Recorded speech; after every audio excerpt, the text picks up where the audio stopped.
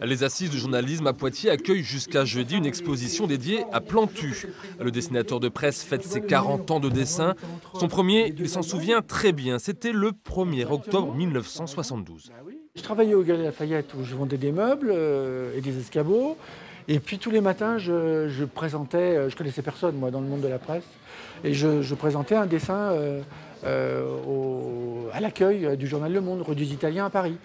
Et puis au bout de quelques mois, parce que je téléphonais tous les jours pour savoir s'il serait pris, puis jamais il était pris. Et donc j'ai donné des dessins. Puis après il y a ce dessin qui a été publié. Donc le 2 octobre, c'était un samedi, je me souviens qu'il pleuvait, que j'ai acheté le journal.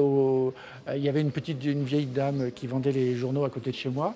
Et je me souviens qu'il pleuvait et que je m'en foutais complètement qu'il pleuve. J'ai regardé ah, il y a mon dessin.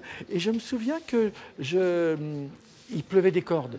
Et mes pieds, c'est mon souvenir, j'ai le sentiment qu'ils ne touchaient pas le sol.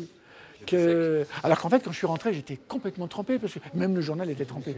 40 ans après, Plantu semble avoir gardé l'enthousiasme du jeune dessinateur qu'il était. 40 ans à brosser chaque jour les travers de notre monde et de ceux qui le dirigent. 40 ans, soit près de 15 000 dessins de presse, parfois grinçants, souvent drôles et quelquefois graves.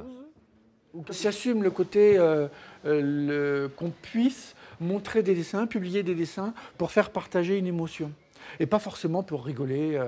Je trouve que le jour du World Trade Center, quand les avions s'abattent sur le building de Manhattan, du coup j'ai essayé d'imaginer ce que ça pouvait devenir. C'est-à-dire que déjà les portes d'entrée du World Trade Center, c'était comme des ogives. Et du coup j'ai fait après des missiles Tomahawk. Et puis, évidemment, quelques semaines après, les Américains sont intervenus en Afghanistan.